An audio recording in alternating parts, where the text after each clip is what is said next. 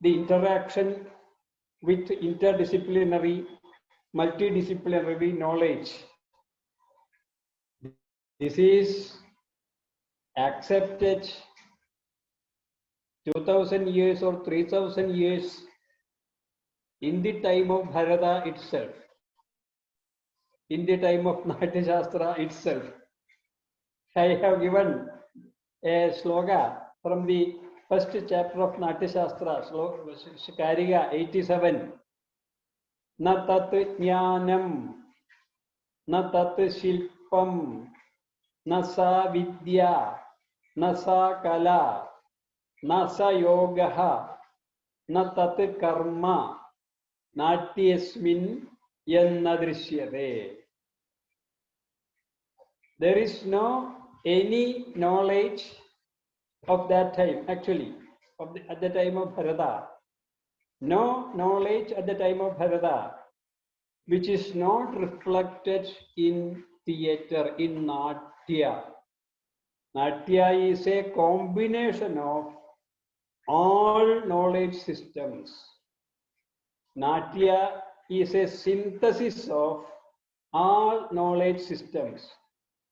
Natya should be a synthesis of all knowledge systems.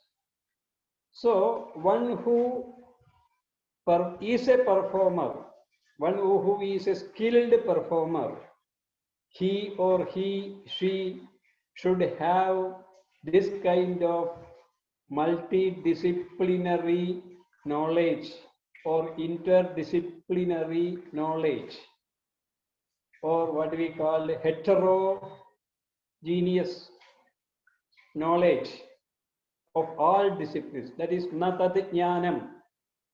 There are so many branches of knowledge. All should be synthesized. All are combined. All are found in Natya. All kinds of knowledge systems are there in Natya. Natat jnanam, natat shilpam, all art. Nasa vidya, 7 vidyas, 18 vidyas, so many concepts are there regarding vidyas. Nasa vidya, nasa kala, nasa yogaha, darshanas, nasa yoga, natyasmin yanna drishyate, nadat karma, karma of any type. So this is the way that, so Natyasastra in 36 chapters, Natyasastra, the great work in 36 chapters, when we go through the 36 chapters elaborately, deeply, we will get the knowledge of the core aspect of Natya and also the knowledge of all other branches of discipline, systems of discipline through that. Or in order to enter into Natyasastra, we should have a background of different systems of knowledge, different disciplines. So that is why now, according to the opinion of many of you, we have decided to engage 1 or 2 classes on, 1 or 2 or 3 classes on Vedic knowledge as the background of Natya Veda. Because in our in-depth study on Natyasastra chapters, we will have to interpret so many things related to Vedic ideals and philosophy and such things. So first we will begin with Veda. In the previous class, I have explained that Natya is an Upaveda. Natya is an Upaveda. Among the 5 Upavedas, Natya Veda, Ayurveda, Sthapatya Veda, Gandharva Veda, Dhanurveda. Among the 5 Upavedas, Natya Veda is connected with dance, theater, music, percussion, construction of stage, all things connected with stage presentation. So this Upaveda, I have explained in my voice message that word Upaveda, the name Veda is only there because the name Veda is given to give acceptance and authority to the particular discipline. To stress that the particular knowledge system is as old as Veda. So all these Ayurveda, Dhanurveda, Thapatya Veda, Gandharva Veda, all these things. So they are called Upavedas, though there are later systems of thought related to classical literature, classical Sanskrit literature. But for all of them, there are resources from the Vedic tradition. Now, regarding the Vedic tradition, I have given some points to your group yesterday and two days before. What is Veda? There are 5 terminologies, what we call synonyms, Paryaya Pada, 5 names differently given for Veda. And all these names, all these terminologies have very different dimensions related to the tradition, different aspects of the tradition of Veda. Now generally we call the Vedic literature as Veda. Veda, in our Sanskrit tradition, linguistic tradition, the words are derived from particular roots. Dhatu in Sanskrit, bhu is a root dhatu, and bhavati has come from bhu, bhavati, and bhu, the root has a meaning. All words. Similarly, vid is a root meaning knowledge. Vid, jnanam, jnane. So the word Veda, it has derived from the root vid, to know. So the word Veda means knowledge. So all kinds of knowledge related to man and universe are enshrined in the Vedic texts, not only Samhitas, Rigveda, Yajurveda, Samaveda, Atharvaveda, Samhitas, but also in the allied texts, Brahmanas, Aranyakas, Upanishads, and the Vedangas. So the name Veda, the center of knowledge, the center of knowledge, center of all knowledge. It is like a treasure, the treasure of all knowledge. Don't mistake that all the modern knowledge systems are there in Veda. Knowledge systems that were current, that were existing at the time when Veda was written. So the name Veda. Don't think that some line of thought is going on there that all the modern knowledge systems are there in Veda. That is impossible. All the knowledge existed at that time related to material life and spiritual life, man and world, are introduced through Vedas, Vedic texts. So first word is Veda. Another name for Veda is Shruti. Another terminology for Veda is Shruti. From the word you can understand Shravanam, Shravanam, Shruti, Shruti, Shravanam. It implies that it is a very important thing, very important aspect. It implies that all Vedic texts are studied or understood through hearing only. Hearing. Now, Veda is sounds only, so only hearing is needed. You young artists will have the experience from your gurus that whatever you learn and reproduce on the stage, you can do it by practice and practice and practice and practice only. There is no textbook. There is no textbook will help you.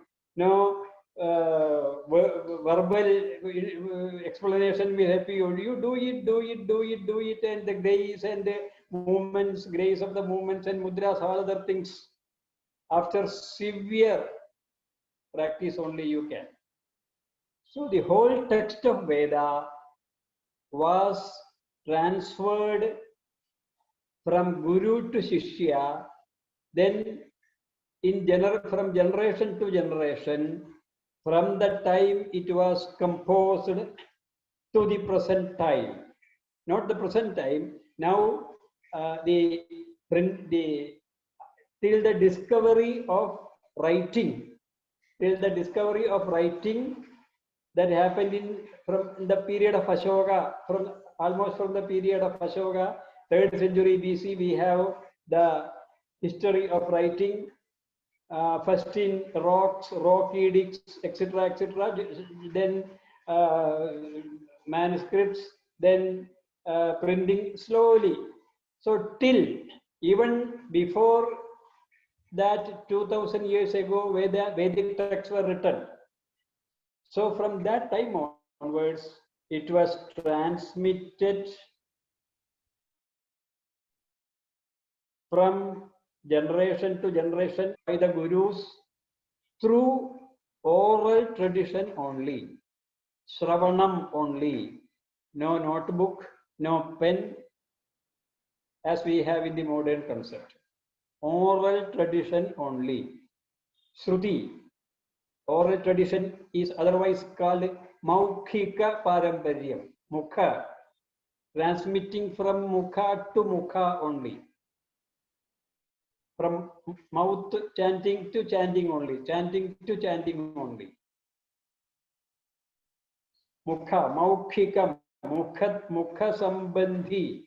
Mouth, Mukha means not face. In English, we have two words, face and mouth.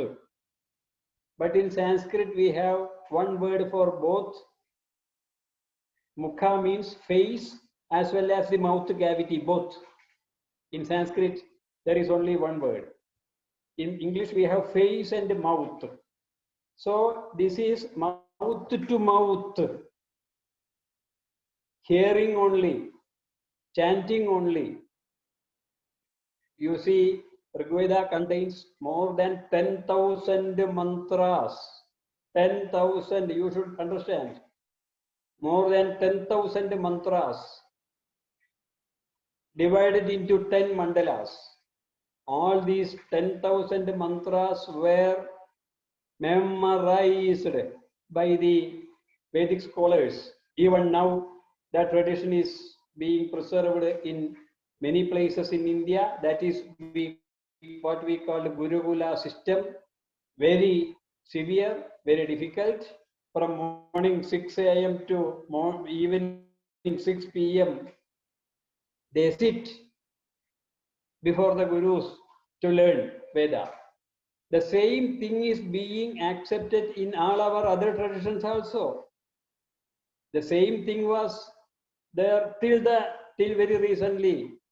No book was used in theater for imparting training. No book was used in Ayurveda.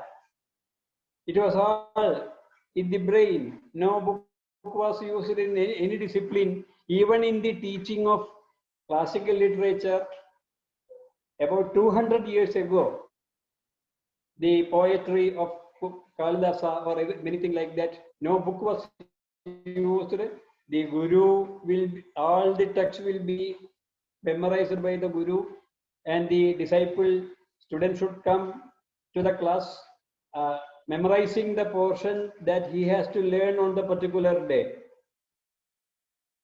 And no book will be used. The system was here till very recently, which is even now continuing in many cases. So Shruti, Veda is Shruti. Veda is knowledge. Veda is Shruti. Veda is transmitted, studied, continued through Shravana, through hearing, chanting. And also Veda has strict stipulation of the three swaras, Udatta, Anudatta and Swarita. So all these mantras should be more than 10,000 mantras in Rig Veda. Then again mantras, Yajurveda, Samaveda, Atharvaveda, all these should be studied through. Sir, one minute. A moon swaras in a pair on the good Parama. Udatta, moon swaras. Where? Udatta, Anudatta, Swarita. High pitch, low pitch and middle pitch. Udatta, Anudatta and Swarita. High, low and middle. Actually, this is the base for base of our Indian accents of the Indian music itself. So the word, okay, the word Shruti. So Veda, Shruti. Then we have the word Amnaya. Veda is also called Amnaya. Amnaya, the word has come from Mana, root Mana. The root Mana, which means Abhyasa. Abhyasa, repeated exercise. Amnaya, Abhyasa, repeated exercise. Repetition, repeated exercise. That is very clear, because Agnim Ile Purohidam, Agnimile Purohidam. Agnimile Purohidam is the first mantra of Rigveda, and the students has to learn it in Udatta, Anudatta, Swarita mode, strict mode, word by word. Agnim Ile, Agnim Ile, Agnim Ile, Agnim Ile, Agnim Ile Purohidam, Agnim Ile Purohidam, Agnim Ile Purohidam, Agnim Ile Purohidam Yajnasya, Agnim Ile Purohidam Yajnasya, Agnim Ile Purohidam Yajnasya Ritvidyam. In this way, repeating, repeating, repeating, repeating. Only the complete mantras in Veda can be memorized. There are so many types of chanting of each Veda that are called Samhita. pada, krama, samhita, patha. Samhita patha. That is the chanting of the whole mantra together. Agnimile purohitam yajnasya devam ritvidyam podaram ratnadhamam. This is a mantra, first mantra. Samhita. Then next is pada patha, split into words. Agnim, ile, purohitam, yajnasya, devam, ritvidyam, podaram, ratnadhamam. Pada patha. Samhita patha. Samhita means mantra. Pada patha split into separate words. Then krama, two words joined, two words combined in the order of the mantra. Agnim ile, ile purohitam, purohitam yajnasya, yajnasya devam, devam ritvidyam, ritvidyam podaram, podaram ratnadhamam. Two words combined, joined. You see all these in strict Udatta, Anudatta, Swarita mode. I am not presenting that because I have not studied Veda traditionally in Udatta, Anudatta, Swarita mode. So this is Samhita Patha, Pada Patha and Krama Patha. These are called Prakriti Pathas of Rigveda. All Vedas have these two Prakriti Patha. Prakriti, it means in the order that is given in the text. Prakriti. In the real order that is given in the text. Vikriti, the other word is Vikriti in the reverse. We say that the calamities are the many cyclone, heavy rain calamities are Vikriti of Prakriti. That is in the reverse order. So there are, these three are called Prakriti Pathas. Samhita Patha, Pada Patha and Krama Patha. Then there are Vikriti, higher Vikriti Pathas, higher levels of chanting, where the text will be sometimes chanted in reverse order also. The text will be chanted in reverse order also. Agnim ile, ile agnim. That is reverse order. Agnim ile, ile agnim. That is reverse order. Agnim ile purohidam. Purohidam ile agnim. Reverse order. That is not the order of the text. So it is called Vikriti Patha. Agnim ile purohidam yajnasya. Yajnasya purohidam ile agnim. So all the text will be chanted in the reverse order with the stipulation of swaras.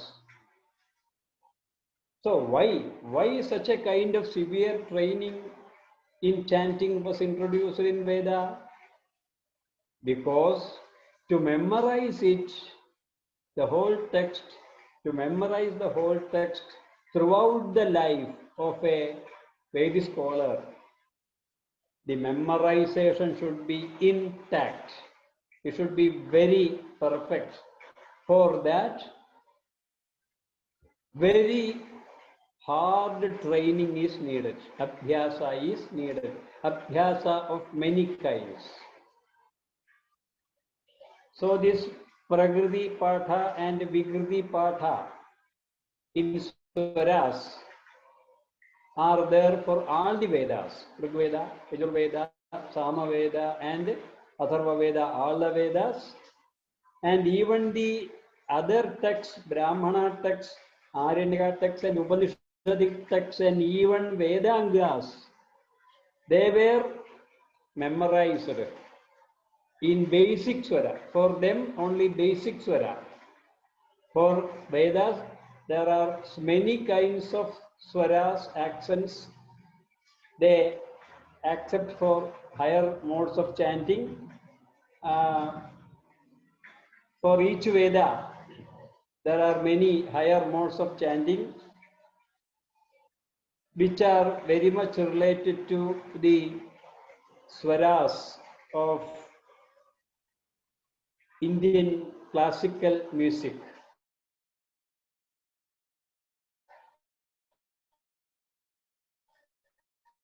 Very important. In Rigveda chanting, there is a higher mode of chanting called Jata Ratha. It is called. It is highly musical. In Samaveda, there are higher modes of chanting, Vigriti Pathas, higher modes of chanting which are highly musical, and modern researchers have come that in Samaveda is highly musical, because there is the reference in Bhagavad Gita, Vedanam Samavedosmi. Lord Krishna says, whatever is the best thing in the world, I am. There is the statement of Lord Krishna. So among the four Vedas, I am Samaveda, he is saying. Because Samaveda is musical, so it is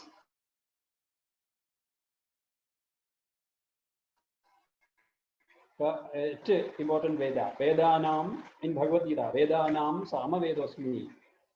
It is because of the musical importance of Samaveda that the statement has come. Vedanam Samavedosmi. And modern researchers in Vedic music, in Vedic accents and classical music have reached the conclusions that among the 7 swaras of Carnatic music, Nishada, Rishabha, Gandhara, Madhyama, Daivada, 7 swaras, 5 swaras can be detected in its primitive form. 5 swaras can be detected not in its refined form, in its primitive form, in the chanting of higher modes of Vedas, especially Samaveda. There is one of my friends in North India, a lady who is a very great musician, and she used to come to Kerala for her research, both in Hindustani music and Carnatic music. She is proficient. She used to perform concerts and many studies she has come. And in Kerala, there is the Vedic institution, Thrissur Brahmasubhatha, where all the Vedas are being taught, and such people, such scholars have reached the conclusion that among the 7 swaras of Carnatic music, 5 swaras in its basic mode, in its primitive mode, can be detected, can be found in the higher modes of chanting of Samaveda. So, 3 words, 3 names for Veda. Veda, knowledge, Shruti, that is maintained, that is kept, that is transmitted, that is learned, that is transmitted through hearing, oral tradition. And third, there is Amanaya, that can be mastered through severe abhyasa, repetitive training only. Abhyasa. So there should be control of mind, control of senses, control of body. The students of Vedic institutions for the first 4 or 5 years, from morning 6 a.m. to evening 6 p.m., they devote completely as a tapas, as a dedication, a dedicated work. They do this training. Then only they can memorize this basic text. After having the preliminary lessons, they, after 4 or 5 years of severe training like this, they join schools in the nearby schools in Thrissur, and after that, they go to school in 6th standard or 7th standard. Then they continue the Vedic education in the early morning 2 hours, evening, and in holidays. And they again after 12, 10 or 12 years, for first 4 years, completely devoted, 24 hours devoted. After that, they again pursue the Vedic learning for another 10 or 12 years. And then they can master both the Vedic knowledge in their Prakriti, Vikriti, Pathas, and along with that, they can complete modern education also, up to degree or PG or whatever it may be. So this is the way. In the olden times, no modern education was there. So they continue another 4 years and they become masters. So the three words, very, very important. Veda, Shruti, Amnaya. From the terminology Shruti, there is another implication also. Very important implication.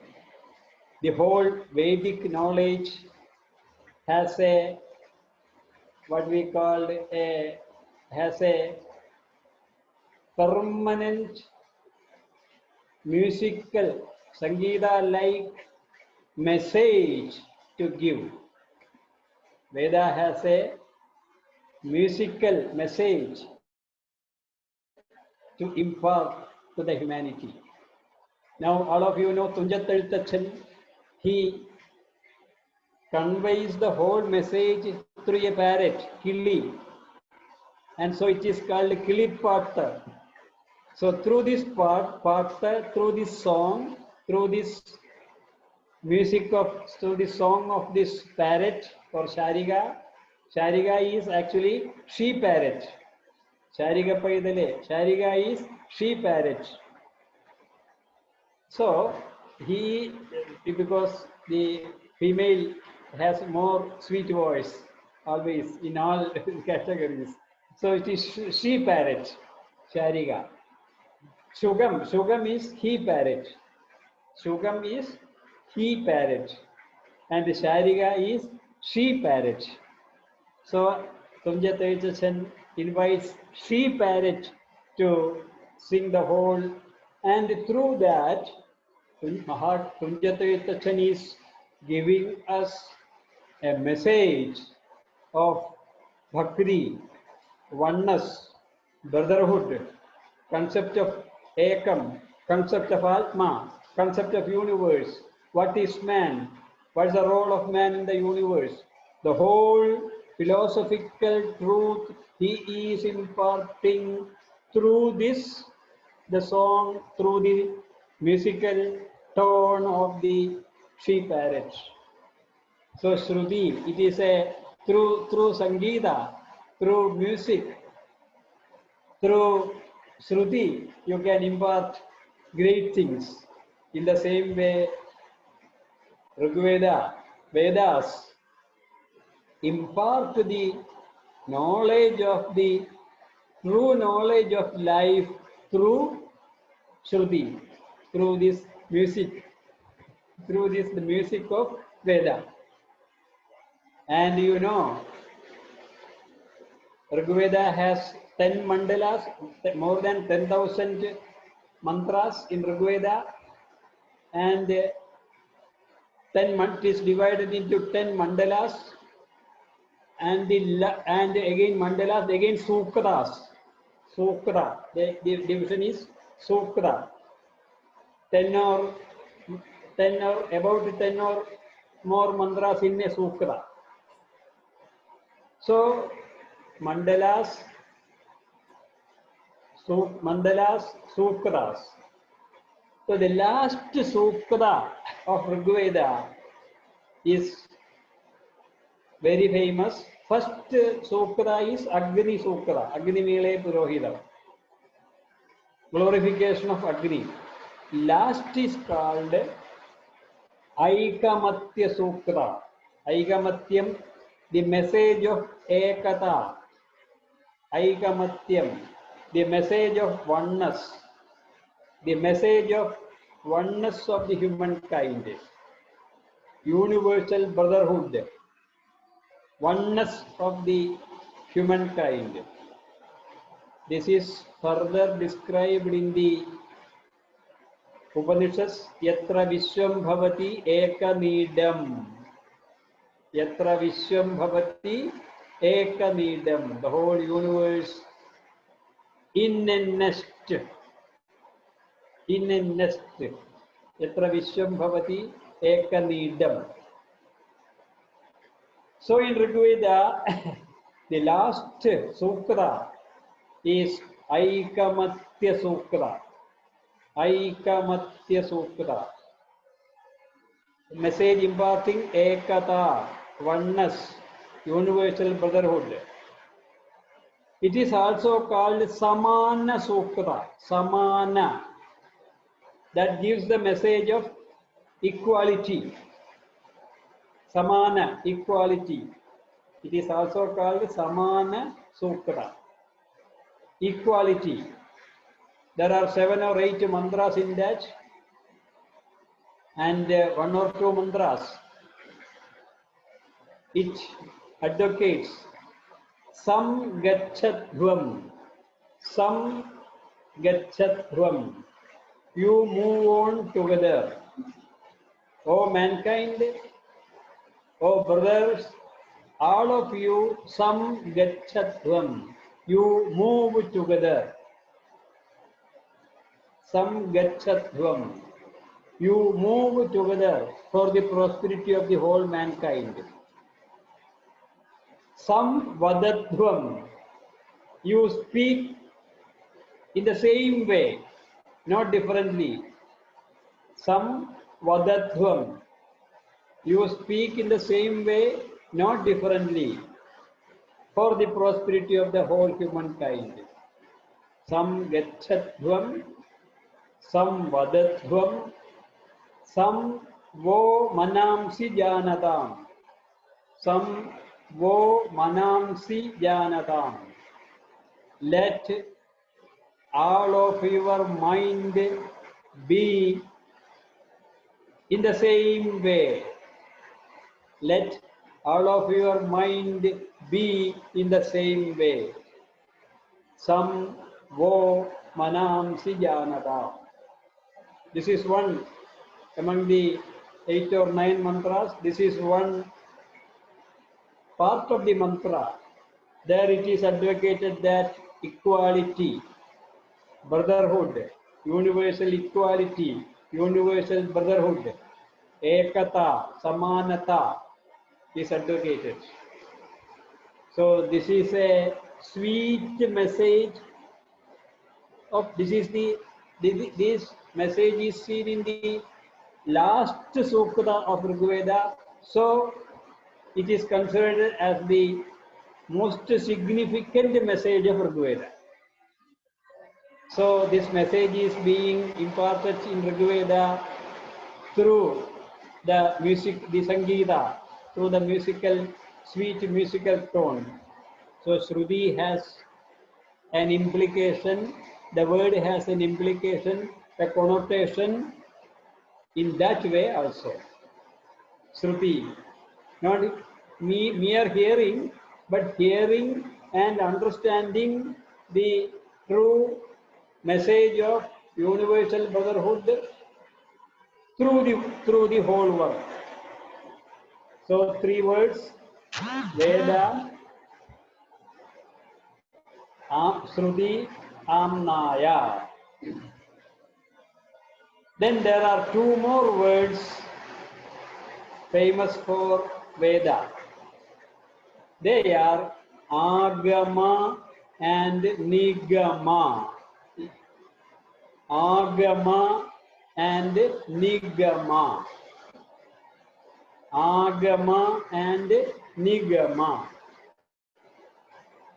Actually, there the root is Gama. Gama, to move. Agama, Nigama. The root is, in Veda, the root is with, knowledge. In Shruti, the root is Shru, hearing. In Amnaya, the root is Mana, Abhyasa, in the meaning Abhyasa, Mana. In Agama and Nigama, the root is Gama. The root Gama has the meaning to move, mainly. But in Sanskrit, Gama, the root Gama has the meaning knowledge also. Gama, Jnane, Gama, knowledge also. In Sanskrit grammatical terminology, some roots have many meanings. Some roots have many meanings. So Gama, though the root is famous in the meaning to move, it has the meaning knowledge also. So Nigama, Agama means again knowledge. Nigama, Agama means knowledge. Here, I will have to explain some other point also, which I have given in my notes.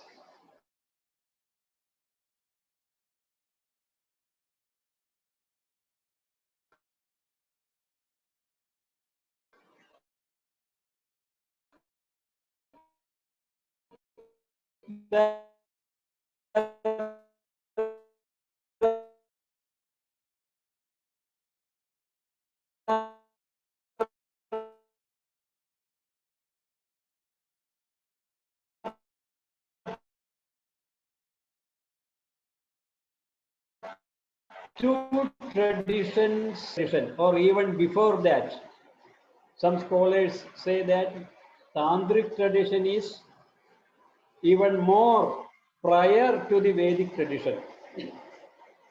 Scholars say that the Mohenjo-daro Harappa civilization, which was lost later, then only archaeological evidences of the Mohenjo-daro Harappa civilization is now remaining. Vedic tradition emerged and developed after Mohenjo-daro Harappa, Sindhu, Nadi Tata Samskara. So the early civilization of India and in Sumeria, in Babylonia, there were so many civilizations in the world which were lost in course of time. So many civilizations: Egyptian civilization, Sumerian civilization, Babylonian civilization, so many civilizations we have a reference, but no basic text based on which we can reconstruct these civilizations. No continuity of tradition. It is only Vedic tradition that we can reconstruct based on these texts that are available even now. In the whole world, the most primitive but still remaining, only the Vedic tradition. So Tantric tradition prevailed in India even before Vedic tradition according to some scholars, and this Tantric tradition was very rich in both spiritual and the material thoughts, both spiritual and material thoughts. We have some reference to the word Tantra in our ancient texts. There, the word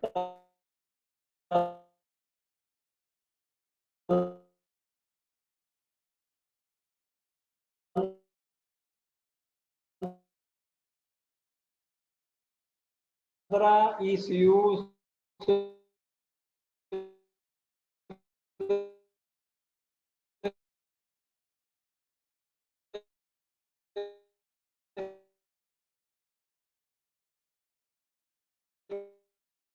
kind Agada Tantra, toxicology, Vishachikitsa, Agada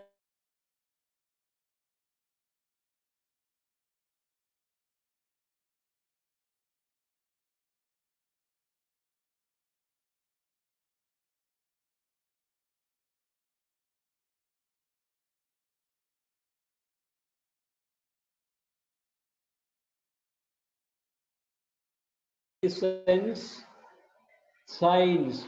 It was a knowledge system. It was a scientific knowledge system of that time. It was a scientific knowledge system of that time. So our tantric art and tantric painting, etc., we use. They go back to such history. They go back to the history of the tantric culture.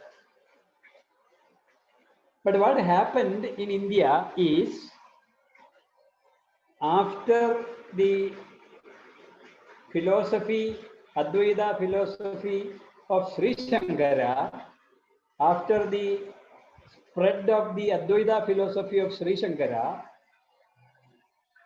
the Vedic tradition became more prominent, and the Tantric tradition, in one way or other, was neglected, was lost.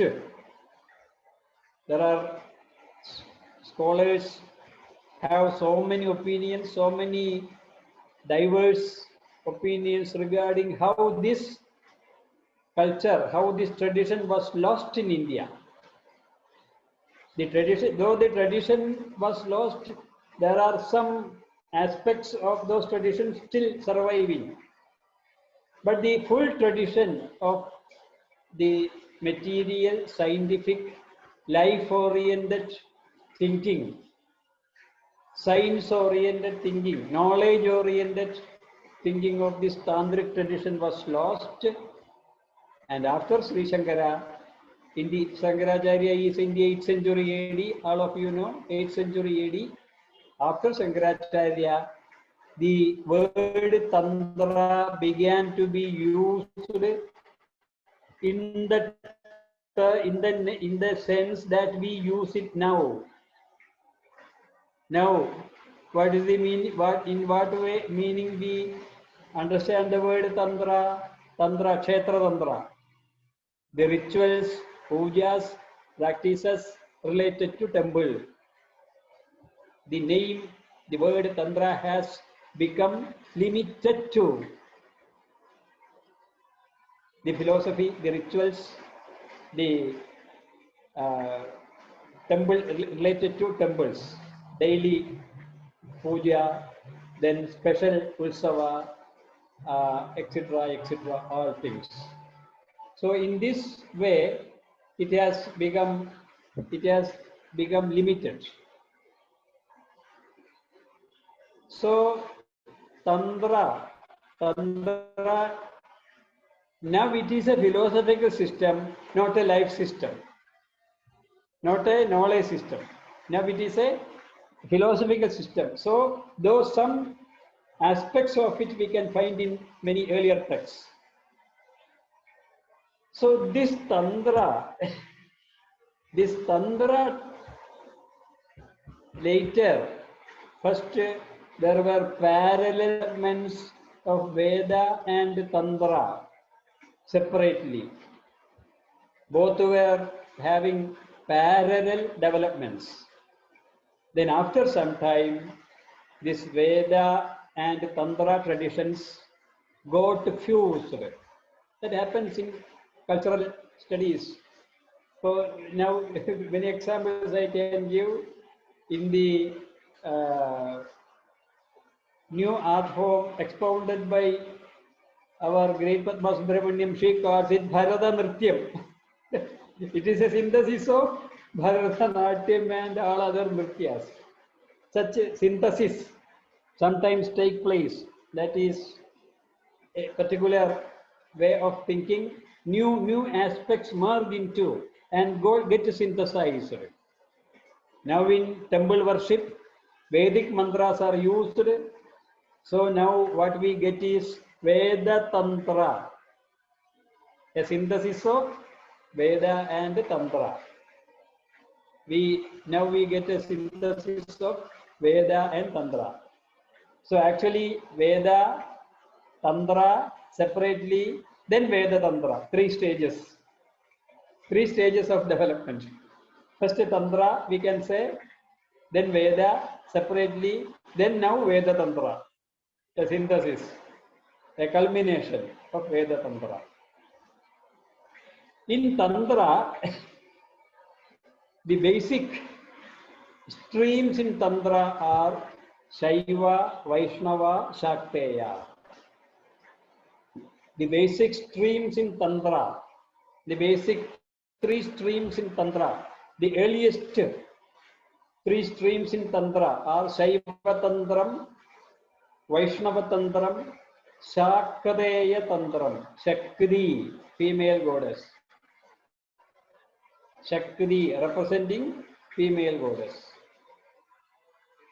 Shaiva, Vaishnava, Shakteya.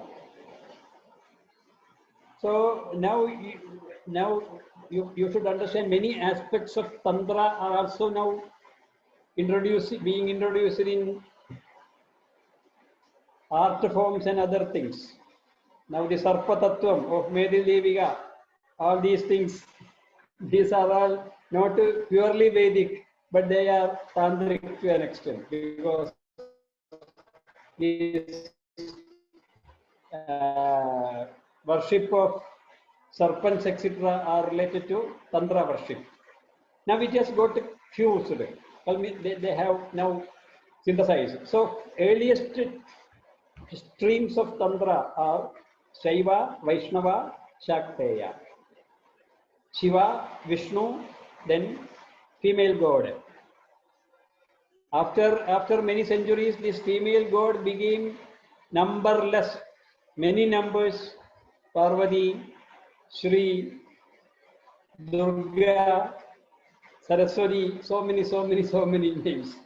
Here Shakti, only female goddess. Then in the time of Shankaracharya, the concept of 6 gods emerged. Shanmata Sankalpam, Shanmatam, Shade, 6. 3 more were added. Basically, Shaiva, Vaishnava, Shakteya, 3. After that, 3 more were added by Shankara, and the concept of 6 godheads. 6 godheads emerged. Shankara was synthesizing. So at that time, 3 more godheads became prominent in the society. So he accepted 3 more gods. Ganapatyam, Ganapati, Ganapatyam, related to Ganapati. Sauram, related to Surya. Ganapatyam, related to Ganapati. Sauram, related to Surya. Then Kaumaram, related to the god Kumara. Kaumaram, related to the god Kumara, Subramanya. Related to the god Kumara, Subramanya. So 3 plus 3, Shanmata Sankalpa of Sri Shankara. So 3 plus 3. You see, in course of time, now in the 18th century, Shankara is 8th century. When it reaches 18th century, Tantra Samuchaya of Chenas Narayan Nambudiri later text, the name of godheads become more increased up to 70 or 80, including Shasta of Shabarimala and all other gods, including. This is the way the Tantric cult, the Tantric philosophy, the Tantric worship had a development in India parallel to the Vedic cult. Then Nagaradhana, the serpent, the worship of serpent, and all things emerged. Basically 3. In the time of Shankara, 3 plus 3 is 6. Then increasing. Shiva himself has many forms. Vishnu himself has many forms. Shakri has many forms. New gods emerge. So new methods of worship, their mantras, their methods of worship, all are there. Now, why I introduced this to you is that you should not have the confusion that Veda and Tantra are same. Veda and Tantra tradition are different. And in Tantra, the basic 3 godheads, Shaiva, Vaishnava, Shakteya. The method of worship of these 3 gods, there are basic texts. There are basic texts, very ancient basic texts of about almost, though not so historically back to the Vedas, but almost in the same period. First centuries of the Christ, we have the basic texts of all these 3 worships, which are also called Samhitas, Agamas, and Tantras. So to have a clarity, I am giving this. Vaishnava Samhitas, Vaishnava Samhitas, Vaishnava Agamas, Vaishnava Samhitas, Vaishnava Agamas, Vaishnava Tantras. This is a class of texts. Many texts are there. Vaishnava Tantra, Vaishnava Samhita, Vaishnava Agamas. Again, Shaiva Tantra, Shaiva Agama. Sometimes Shaiva Samhita also. Shakteya Tantra, Agama, and Samhita. In all these. So, Samhita, Agama, these 2 names, they are accepted from Vedic tradition. They are accepted from Vedic tradition. So, whenever, so the words Samhita and Agama, now we can understand they are generally used to the most ancient texts which are most authoritative and most holy, that can be taken as the base of the knowledge system emerged from that particular philosophical system. So, Samhita, Vedic tradition and Tantric tradition. These 2 have now merged together, and now we have in Vedic tradition. Now we cannot exactly differentiate this is Vedic. Now, though we can understand, but now in our society, all these traditions are seen in a synthesized form, in a combined, culminated form. So this is the emergence of Vedic tradition and Tantric tradition. In all our branches of knowledge, in art forms, theater, and in all our branches of knowledge, now we have the undercurrents. We are using the undercurrents. Now the undercurrents of all these traditions are very alive in all our traditions, not only in art and in knowledge systems like uh, uh, Brahmana, like our scientific traditions, but also in the art literature traditions. As I told you, these many art forms in painting and other things also, this tantric art, we know, we differently use tantric, the chakram, chakra, chakra, chakra concept, etc. The Kundalini, yoga, etc. They are all emerged. They have emerged from tantra. Later, yoga system have accepted all these things. So this there is a very give and take policy in all these branches of systems. And now, but basically we should understand what is what are the basic features of each system, and how they developed, how they synthesized in our knowledge systems.